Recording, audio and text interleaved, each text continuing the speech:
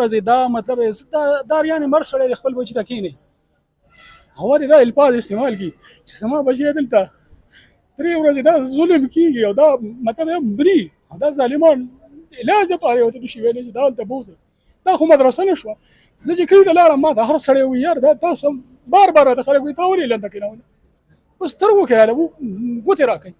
زما نوم ناصر دی زه د کلي رابات یم او دا ماشوم ما دا 4م کال دی په دې مدرسه کې داخله کړی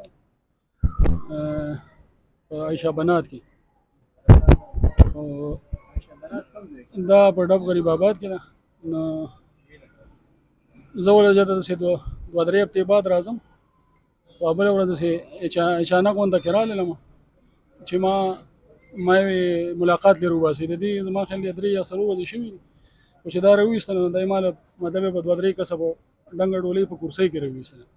نو ما ورته دا څه چل شوی دی نو دا خوب کې مو اړچېدلی مو چېرې دا مطلب لکه مطلب هغه کم پرشر چې په هغې په خپله ونو بس د هغې وجې نه کېږي سړی بیماري بس هر څوک بیماري ما ته یې دا دغه شان ده کېدله پړدله رالوېدی نو ما یې چا دیکه در کړې ده وایي نه چا دیکه خو نه ده را کړې زه خو بس مطلب چې داسې په خپله رالوېدی ډېر مې ورته وویل خو ویل نه نو ما له هسې خپله داسې غوسه غونډه کې راغلی چې یار دومره دا ماشومه دی خو سترګې پړسېدلي تبې انتهایي سخته تبې وه بالکل داسې وه چې بالکل اور ته خط چې یار ما د خو به چا کال کړی وی دا خو مطلب هغه جینکو ته چې کومې ورسره وي ما یار تاسو چې څوک داسې ماشومان زخمي شي تاسو یې چاته پلارانو ته نه شئ ویلی نو له هغه وخت کې څوک نه و چې دوی سره ما مطلب ما هغوی ته مشرانو ته یا چا ته څه ویلی بس دا هغوی ما له راکړه ما ته ویل چې زه دا مطلب یې بوځم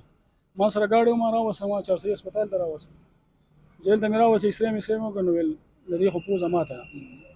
چې پوزه ماته ده بس هغوی څه دوی مې راکړه ویل زه دا به مطلب پوزه به اوس په خپله به ټیکي چې ما کور ته بوتلله ما ته هل نه ویل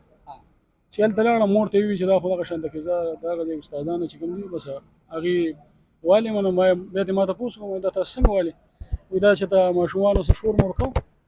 نو هغه چې وال مال یې وکړل نو بیا دې وړو خندل نو زه پکې د دننه رالم نه زما دا استاده ده نه مطلب ما سره چې سبق ښودلی خو د هغه مولي صاحب انګور ده نو بس ما ورته وویل چې تاسو ځناور یې چې تاسو دا خبره کوئ نو دې وایي که دا ځناور یې ما ته وایي بس دغه خبره نور پکې څه نشته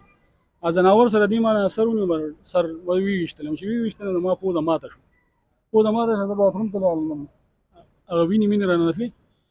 نو په دې کې بیا ما سر مر ګرځېد هغه وینه چې ودرېدله نو د نورو استادانو ونیولم چې دغې یې بوتلم چې یاره مطلب دا جینۍ خرابه ده یا دا دغه ده نو هغوی ته دا ویلي چې دا مکر کوي دا الفاظ دقه دي چې دا مکر کوي نو به دا پرېږدئ نو دا بیا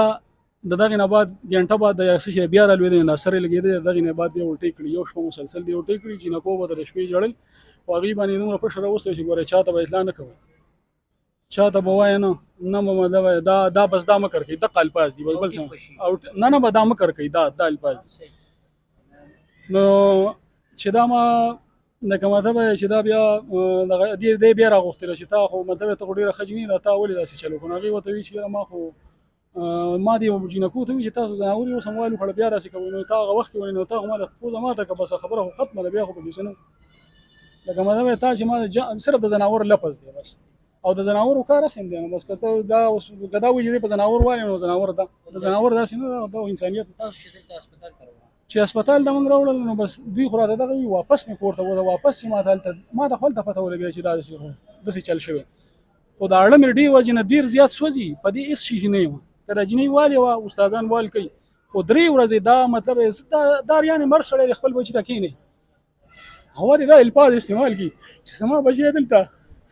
3 ورځې دا ظلم کېږي او دا مطلب مري او دا ظالمان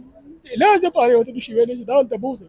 دا خو مدرسه نه شوه زه چې کلي ته لاړم ما ته هر سړی وایي یار دا تاسو بار بار راته خلک وایي تا ولې لنده کېنولې په سترګو کې هله ګوتې راکوي نن مې 3 ورځ ده چې د اړه مې داسې ژاړي چې دې سره څه چل وکړم ما له خو چل نه راځي د چا بچی چې په دې الفاظو کې 3 ورځې ته ما ته ووایې چې د چا بچی داسې زخمي علاج یې نه کېږي بس تاسو ما ته ووایئ زه نه پوهېږم مجبوري مې دا چا راته یې رپورټ مه کوه دا خو مطلب نن سبا